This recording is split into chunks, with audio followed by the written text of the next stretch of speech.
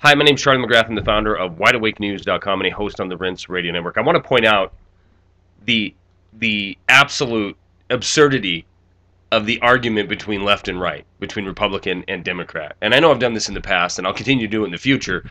But as we get this announcement today of Paul Ryan being named the VP candidate of Mitt Romney, and somehow this is supposed to stoke up some kind of optimism in the grand old party, in the red states, in the red team members, in order to get out there and support the GOP.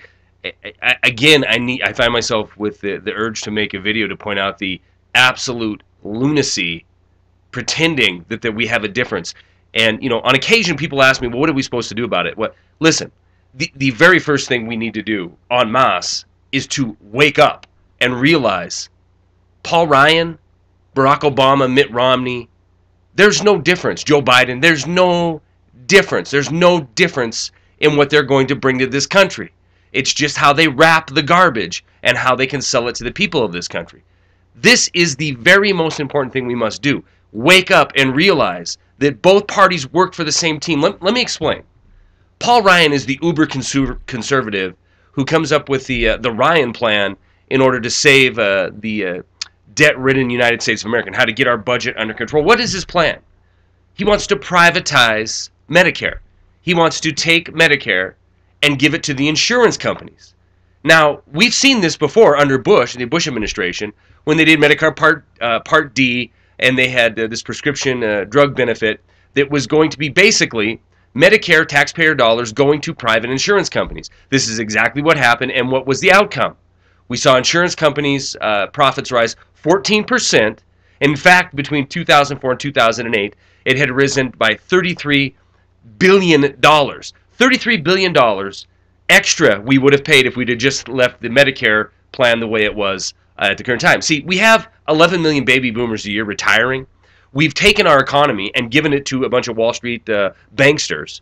We've given them guaranteed profits for life, and we know it's completely and totally unsustainable, the system we have now. So we have to continue to fix it and rig it in order to take more from the people and give more to the corporate interests that finance the political careers of people such as Paul Ryan. It's no wonder in 2010, his top 20 contributors, a handful of insurance companies are in there as his top contributors. He's working for special interest.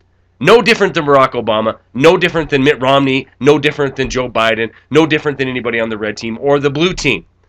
So we're going to get a Medicare system that is given over to the private sector, to the insurance company, and we're going to be sold that this is a good idea because the private sector is the job creators in this country.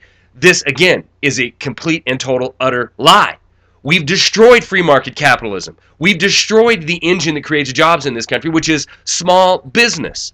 Now, in 2008, when Paul Ryan was asked why he supported TARP, actually in 2009, when he was asked why he supported the TARP vote in 2008, he said it because he believed we were on the cusp of default and a deflationary depression.